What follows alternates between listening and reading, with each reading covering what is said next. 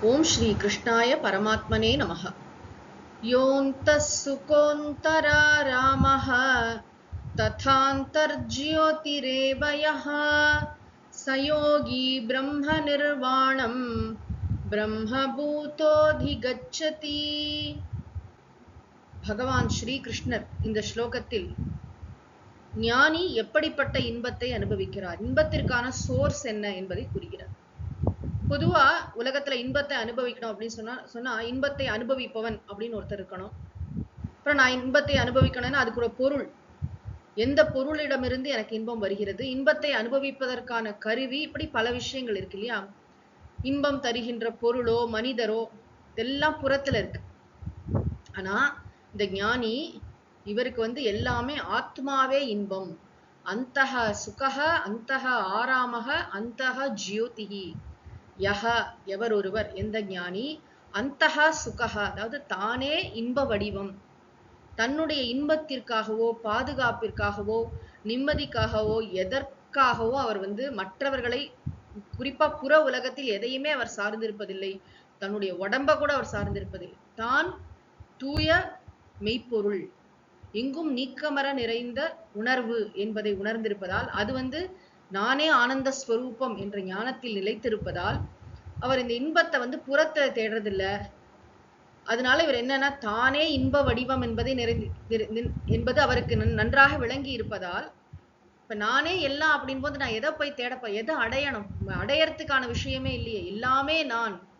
காக்கை குருவி எங்கள் ஜாதி, நீள் கடலும் மலையும் எங்கள் கூட்டம், நோக்கும் திசையெல்லாம் நாமன்றி வேறில்லை, நோக்க நோக்க களியாட்டம் அப்படின்னு பாரதியார் பாடினார் இல்லையா. அப்படி நானே இன்பம். இந்த வரையறைக்குள்ள இருக்கும் போதுதானே இந்த நான், யான், எனது அப்படின்னு நினைக்கும் போதுதானே நான் ஒரு குறிப்பிட்ட ஒரு வரையறைக்குட்பட்ட ஒரு இண்டிவிஜுவல், நான் இதை அடையணும் அதை அடையணும், எனக்கு இதை பார்த்து பயமா இருக்கு, அது வேணும் இது வேணும், அந்த இன்பம் வேணும். அப்ப நான் இந்த இதுக்குள்ளேயே இல்லை, இந்த டிராப்டா இதற்குள்ள இருக்கிற ஈகோ நான் கிடையாது. நான் தூய உணர்வு, எங்கும் நீக்கமர நிறைந்த தூய உணர்வு அப்படிங்கிற ஞானத்துல நிலைச்சிருக்கிறதுனால நானே ஆனந்த ஸ்வரூபம் என்ற ஞானத்துல இருக்காராம். அப்புறம் அந்தர் ஆராமக, ஆராமகன்னு சொன்னா இளைப்பாறுதல், தனக்குத்தானே இளைப்பாறுதல், தானே தனக்கு இன்பம் தருகின்ற பொருள், இன்ப வடிவம் அப்படின்ற அந்த ஞானம். அப்புறம் அந்தர் ஜியோதிகி, அவ்வாறே ததா அந்தர் ஜியோதிகி அப்படின்னா தன்னைத்தான் ஒளிர்வித்துக் கொண்டு. இந்த ஒளி விளக்குங்கிறது எவ்வளவு அழகான விஷயம். சூரியன் இருக்கிறது, சூரியன் எல்லாவற்றையும் ஒளிர்விக்கிறது. எல்லாவற்றையும் ஒளிர்விக்கின்ற சூரியனை எது ஒளிர்விக்கிறது அப்படின்னு கேட்டா அது தன்னைத்தானே ஒளிர்விக்கிறது. சூரியன் தன்னைத்தான் ஒளிர்வித்துக் கொண்டு பிற பொருட்களையும் ஒளிர்விக்கிறது. அதே மாதிரிதான் இந்த ஆத்மா மற்ற எல்லாவற்றையும் ஒளிர்வித்துக் கொண்டு தன்னை தானே விளக்கி கொண்டிருக்கிறது. மாசற்ற சோதி அப்படின்னு சொல்லுவார் இல்லையா, தன்னில் தான் ஒளிர்வது.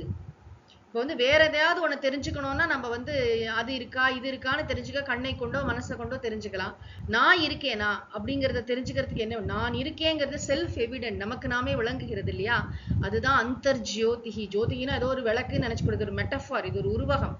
என்னை நானே விளக்கி கொண்டிருக்கிறேன், நானே பேரின்ப வடிவம் என்பதை உணர்ந்திருக்கிறேன், நானே என்னில் இளைப்பாறுகிறேன். எனக்கு இந்த புற உலகத்திலிருந்தோ மனிதர்களிடமிருந்தோ வேறு எதனிடமிருந்தோ எனக்கு இன்பம் தேவையில்லை. அப்படி இருக்காராம்.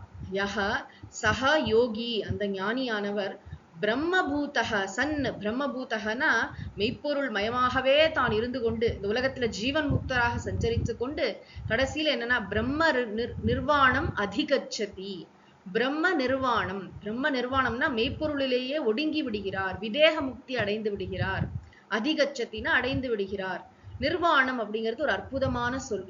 நிர்வாணம்னா என்ன அப்படின்னா, இப்போ ஒரு நெருப்பு இருக்கு, விளக்கு எரிஞ்சிட்டு இருக்கு, அணைஞ்சு போச்சு. அணைஞ்சு போனோடனே அந்த நெருப்பு எங்க போச்சு, எங்க காணா போச்சு அப்படின்னா எங்கும் இருக்கக்கூடிய அக்னி தத்துவத்தில் அது கலந்து விடுகிறது இல்லையா. ஸ்தூலமா அக்னி தத்துவம் என்ற சூக்ஷ்மமான ஒரு அக்னி தத்துவம் இருக்கே, அதனோடு அது கலந்து விடுகிறது. அது போன்று இந்த ஞானி ஜீவன் முக்தராக இருந்தார். ஜீவன் முக்தகானா என்ன, உடல் வாழ்ந்து கொண்டிருக்கும் போதே, இந்த உடலில் வாழ்ந்து கொண்டிருக்கும் போதே முக்தராக, இதிலிருந்து விடுபட்டவராக இருந்தார். அப்புறம் இந்த உடல் மனசு என்ன சொல்ற உடம்பு போய்விட்டது, மனசு சூக்ஷ்ம சரீரம் அதெல்லாம் லயமாகிவிட்டது. அப்புறம் என்னன்னா மெய்ப்பொருள் மயமாக ஆகிவிட்டார். ஏற்கனவே மெய்ப்பொருளாகத்தான் தன்னை உணர்ந்திருந்தார். சும்மா ஒரு உபச்சாரத்துக்கு பிரம்ம நிர்வாணம் அதிகச்சதி அப்படின்னு சொல்றோம். அவர் எப்பொழுதுமே தான் பிறக்கவே இல்லை, தனக்கு ஏது இறப்பு, பிறப்பும் இறப்பும் இந்த உடலுக்குத்தான் என்பதை அவர் உணர்ந்திருக்கிறார். இந்த உடலோடும் இந்த உள்ளத்தோடும் அவர் தன்னை எப்போதும் இணைத்துக் கொள்ளாமல் அதை வேறுபடுத்தி பார்ப்பவராக இருக்கிறார். அப்படிப்பட்ட உயர்ந்த ஞானியை பற்றி பகவான் இந்த ஸ்லோகத்தில் உபதேசித்திருக்கிறார். ஓம் சாந்தி சாந்தி சாந்திஹி. ஹரிஹி ஓம் தத்சத். சர்வம் ஸ்ரீ கிருஷ்ணார்ப்பணமஸ்து.